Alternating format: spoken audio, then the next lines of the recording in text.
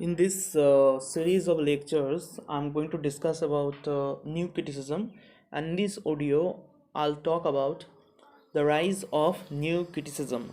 There are various factors that helped new criticism to rise in America, and it can be considered as an Anglo-American version of formalism. As I said earlier, that new criticism is also talking about the formalistic reading of literature, and that's why it can be also called an Anglo-American version of formalism.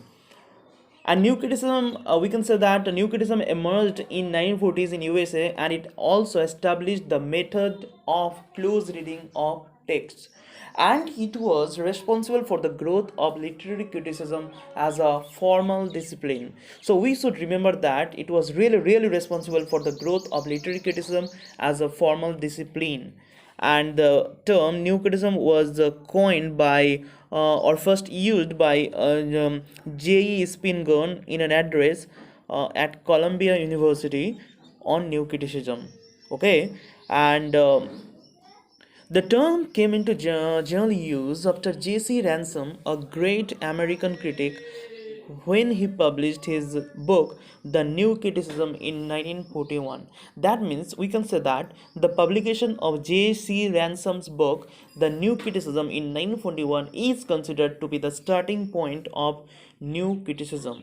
And we can say that new criticism is considered as an experiment in the field of literary criticism, and it breaks the traditional critical method. So what we can say about the traditional method? So traditional method is that traditional method and which is based on biography, authorial intents, etc, and the shift and shifted new criticism its focus from these things like the biographical background and authorial intentions of author from and context, and from context to the text only. And for this reason we can say that it is a new movement in the field of literary criticism.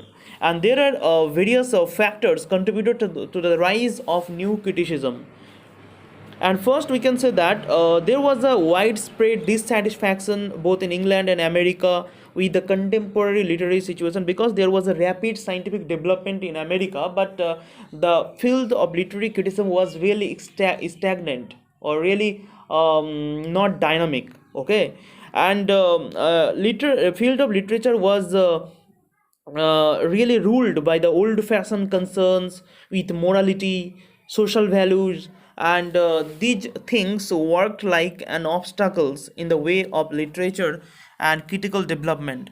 And for this reason, lots of writers desired earnestly a positive approach to literary problems, and and they were really burdened um, after seeing the background and environment of literature, and concentration upon the author instead of the work. And for this reason, being dissatisfied with old and something boring features of literature, they gave rise to a new movement, and that is new criticism. And there are other we can mention three factors and that contributed to the rise of new criticism.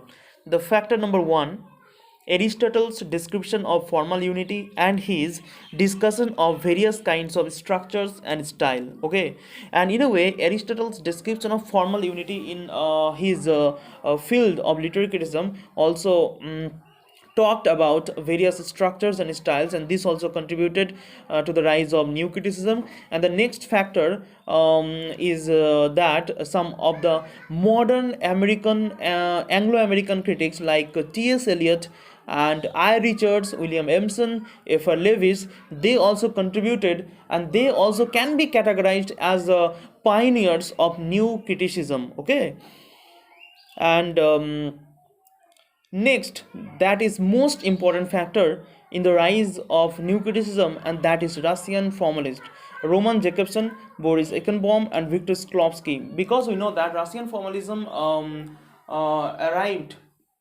in Soviet Russia around 1915, and new criticism arrived later in America. And for this reason, Russian formalism contributed a lot in the rise of new criticism. Okay.